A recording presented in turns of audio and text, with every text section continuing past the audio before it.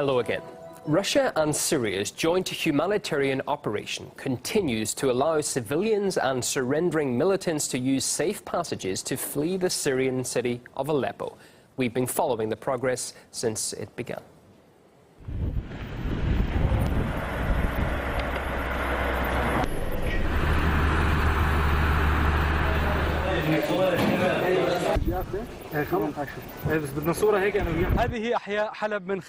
Right behind me, you can see the residential areas of Aleppo. You can observe the degree of destruction, especially its industrial enterprises that happened during fighting between the Syrian army and the terrorists, led by al-Nusra. All the destruction you can see after the Syrian army won.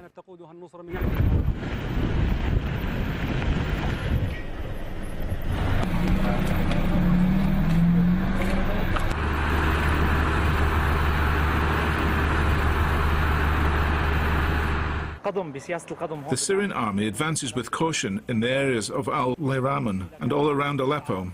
There are many warehouses and fortifications of al-Nusra. Here the Syrian army applied pressure, both from the air and the ground. The army managed to establish full control of the industrial area, which was one of the most important strongholds of al-Nusra. Moving on now, the EU Commission has come up with new controversial regulations that could drastically make family reunification for refugees in Europe easier. The move has sparked fears over a fresh increase in the number of migrants arriving on the continent, just months after a relative drop in newcomers following Brussels' deal with Ankara to relocate asylum seekers. The most vocal criticism has come from Germany's ruling party, as the country has been hardest hit by the migrant crisis. It is inappropriate to even think about facilitating family reunification and extending it to large families. It does not exactly help decrease worries many EU member countries have about the EU. It will be corn to the mill of the populace in Europe. And it is not only Germany that's far from happy with Brussels' policy on refugees. RT's Peter Oliver reports now on how one Polish town has taken matters into its own hands. Extra police have been in place on the Polish side of this border with Germany since the spring. Ironically, the two twin towns' motto translates as no borders. That all changed when Germany said it was open to refugees. The country received almost 180,000 asylum applications in the first quarter of 2016. Poland had less than 300. And people on the Polish side of the border want to keep it that way. I think that the best way to stop refugees from coming is to behave like Hungary and build a massive wall and not let them in. I'm afraid of what is happening in cities like Berlin and Hamburg. I think that re-establishing a strict border control would help. People are afraid. I would even agree to closing the border. This would be better for us. I was in Berlin just 2 days ago. I didn't see a native German. I don't know what the situation will be like in the future there. The person in charge of putting these extra border checks in place is the mayor of this town, so I've come to ask him why he thinks they're necessary. It